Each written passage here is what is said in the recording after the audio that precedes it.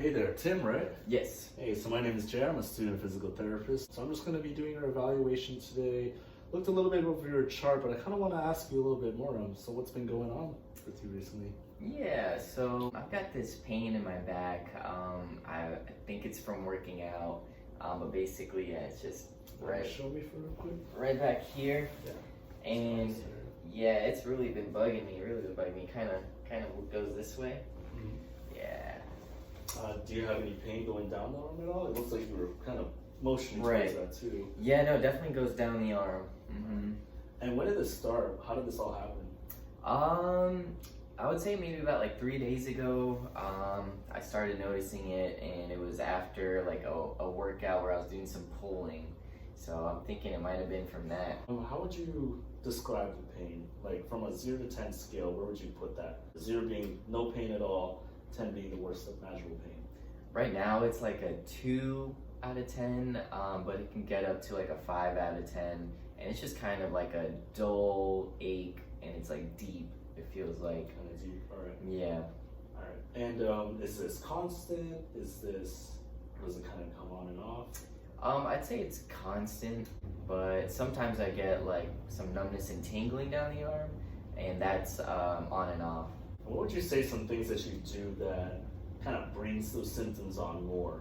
Like, do you notice any activities that are difficult for you? Yeah, when I'm like cooking and I'm like reaching into like the top cabinet, like reaching up there will usually make it worse. Or if I'm, like I said, exercising and working out at the gym. And then even things just like breathing, sometimes if I breathe, I'll feel like a sharp pain, or if I cough, or if I laugh, something like that. So you mentioned earlier that you had some issues with just breathing that hurts. And you're just pointing to me like on your left arm. Oh yeah, left. So I kind of want to ask you some questions just to kind of follow up and see we're not dealing with any cardiac issues at all, because that breathing with the pain does kind of concern me a little bit. Okay. Is that pain, is it like, do you feel any shortness of breath? No shortness of breath. Any nausea or vomiting at all? No, none of that. Any like tightness like in the chest itself? Oh, that sounds like my nana. But not me, no. Okay. Do you have any issues with sleeping at night? Yeah, I would say so. Sleeping on my back kind of hurts. Sleeping on my side hurts. So it keeps me up, and it's been pretty stressful. I bet that affects a lot, especially like your days and work or anything. What do you do for work, by the way? Yeah, so like you said, it's stressful, and my job's stressful as is. I'm an accountant, so just working a lot of hours. It's very busy, stressful. So I can imagine as an accountant, you're at your desk a lot. Oh yeah. How would you describe like your typical setup at your job? Yeah, they don't really take care of us, I'll tell you that. Our chairs are, they're no good. They're kind of like rounded, and so I'm kind of like awkwardly sitting with my legs. My back is kind of rounded, but even the desk and like my computer height is kind of low, and I know that, but I'm not really sure how to go about that. So yeah. All right, just a few more questions. Have you had any like injuries that happened recently that could be related to this at all? Not recently, but maybe like a year ago. I was in a little car accident, and yeah, my neck was kind of hurting from that. I got some whiplash. So you visited your doctor? I did. Yeah, that's what they said. All right. So do you have any neck pain still from that at all? Maybe a little bit. I mean, I'm always pretty stiff. I don't know if it's just from work, but yeah, I would say I'm a little restricted with my neck movements. All right, I got you. And do you have any history of like smoking, any alcohol or drug use at all?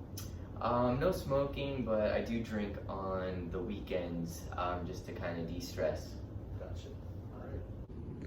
All right, so now I'm just going to quickly assess your posture. So if you mind standing up for me, and if you can take off your shirt, that'd be great. Just so we can see what's going on in your back.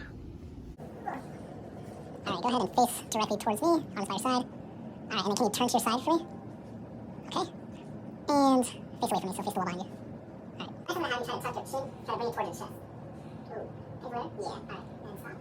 Can you go along so your chin up? It's a little limited, but okay, that's better. Can you turn your head towards the side? Alright, and then the other side. Any pain when you're doing those motions? No. Okay, and then can you bring it into your shoulder? And the other side. Okay, well. So next, I'm going to have you bring your arms up like this. Straight towards you? Yeah. Alright, you need to go too far, just right there. Just about here is where you go? Yeah, that left side. Alright, can you try and do just the left side? Just try like a bring it joint joint. Too much? Yeah. I'm going to have you bring your arms just like this. Alright, I'm going to have you just try to resist me, alright? So this is pretty right here. Very strong. Look in here. My arms are pain. So, keep it towards your side. Right, you doing? No. Alright. Okay. Alright, so now I'm going to have you bring your shoulders up like this. Try to keep it there. Anything? A little bit. Alright. What number would you give that? Like a 30? Okay, not that side. Bring your arm across from you. It's going to be a little stretch. Alright. And what pain would you put that at? Like a 2. That's fine. Any pain? A little tender. Yeah, right there. Right there? Okay. I didn't put that much pressure, but anything below here? Okay. Okay. Based on what you're telling me, it looks like you might have a trigger point. And this could have been caused by a combination of things based on how you're sitting down with your posture. And then going to the gym, you may have just did a wrong move. And then combining that with the stress that you've been having, that you get pretty tense up. So Yeah. a lot of this contributes to a buildup of like a trigger point. So we have a few options. I can treat you doing some manual work, trying to calm that irritability down. Okay. And if this still is not enough, like you feel like you need a more aggressive intervention, I can always refer you to dry needle specialist or even a massage therapist as well. Okay. All right, so this is a slideshow just to talk a little bit more about posterior thoracic trigger points. For epidemiological data, it is found in one study that 3 to 22% of the general population will have some form of thoracic spine pain, with women higher than men at a ratio of 2 to 1. Myofascial pain syndrome most specifically ranged from 21 to 85% in subjects with regional pain complaints. I wasn't able to find much information on age or occupation or these other demographics. However, it was highly prevalent in whiplash-associated disorders, with estimates ranging between 48 to 64%. Some subjective findings you'll hear in an interview with a patient is that they'll report an acute trauma from a sports injury or a chronic muscle overuse by repetitive activities or sustained bad posture. They'll often report emotional stress. They'll have pain with overhead activities, pain with thoracic flexion and bilateral rotation. They'll often describe their pain as a steady, deep ache at rest. They'll have occasional pain while taking a deep breath, and they'll often have a referred pain pattern, and that'll depend on where the actual location of the trigger point is. So as you see in these pain body diagrams, the referral pain pattern is different depending on the location of the trigger point. This makes it difficult to diagnose as they can mimic symptoms of another condition. In the case we saw, the trigger point was difficult to locate because it was deep under the traps and all the other musculature and around the scapula, but they were eliciting symptoms down the ulnar distribution of the arm, so that told me it could be a possible trigger point of the serratus posterior superior. So it's very important that you rule out any mimicking referral patterns. There can also be multiple trigger points that overlap, so it's important to be aware of that as well. So here are some of your typical objective findings. Something I'd like to point out is that the patient did have decreased joint mobility in the cervical spine, and this has been linked with an increased likelihood for myofascial trigger points. The patient also had some poor posture, which was expected because he does work at his desk job all day.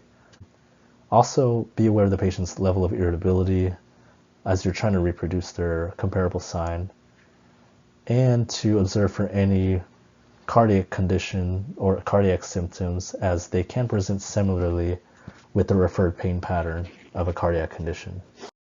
So your key diagnostic feature for trigger points is that they are always tender on palpation and refers a patient-recognized pain on compression. Patients will also show a jump sign where they will visibly flinch whenever you touch the trigger point, or you can see in the muscle body, if you give enough pressure, you'll see a local twitch response. You're going to also notice there's no specific special test for trigger points, and that's mostly due to the fact there's still no universally agreed definition on trigger point. So researchers still need to test the reliability and validity of their diagnostic criteria, and the assessment typically considers just the symptoms, pain patterns, and manual palpation. Myofascial pain syndrome is a focal hyperirritability in the muscle, making it a nociceptive pain mechanism. This is different from fibromyalgia, where the pain is more widespread.